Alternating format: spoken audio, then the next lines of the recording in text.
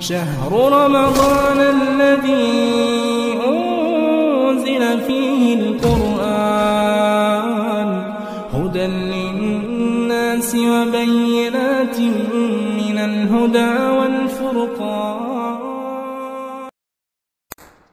خوش قسمت ہیں وہ لوگ جن کو اللہ رب العزت نے روزے رکھنے کی توفیق دی.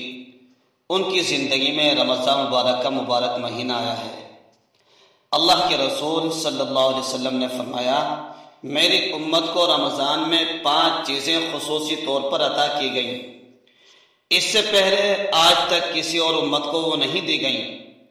روزے دار کی منہ کی بو اللہ کے نزدیک مشک سے زیادہ اچھی ہے.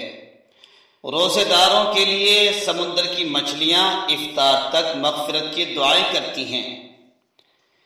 جنت کو روزانہ آراستہ کر کے باری تعالیٰ فرماتے ہیں کہ جلد ہی میرے نیک بندے دنیا کی مشقت کو ہٹا کر تیری طرف آئیں گے. سرکش شیطانوں کو رمضان میں زنجیروں میں جکڑ دیا جاتا ہے.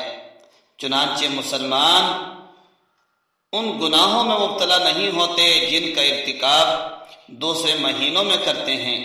پھر آخر رات میں سب روزے داروں کی مغفرت کر دی جاتی ہے. پوچھا گیا اللہ کے رسول کیا وہی شب قدر ہے؟ فرمایا نہیں، بلکہ قاعدہ یہ ہے کہ مزدور کو کام پورا کرنے کے بعد مکمل اجرت دے دی جاتی ہے.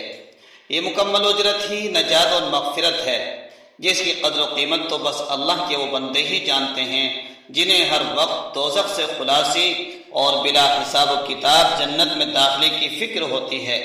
میرے عزیزو، ہم گناہگار بندے ہیں، ہم پر اللہ کی نافرمانی کا بوجھ ہے. ہماری نیت کھوٹی اور عبادتیں کھوکھلی ہیں، اس لیے ہمارے نامہ اعمال اتنے بھاری نہیں کہ وہ قیامت میں اللہ کی ترازو کو جھکا دیں اور ہم پل صراط سے گزر کر جنت میں داخل ہو جائیں. ہماری مغفرت تو بس اسی وقت ہو سکتی ہے جب اللہ کی رحمت کو جوش آئے اور اس کے نیک بندوں کے ساتھ گناہگار بھی بخشے جائیں. ظاہر ہے اس لحاظ سے رمضان ایک سنہرا موقع ہے، ایک سیزن کا وقت ہے، سیزن کا مہینہ ہے. اگر ہم فرائض و نوافل کی پابندی کر لیں، مولا سے رو رو کر اپنے گناہوں کی معافی مانگ لیں تو بس بیڑا پار ہے.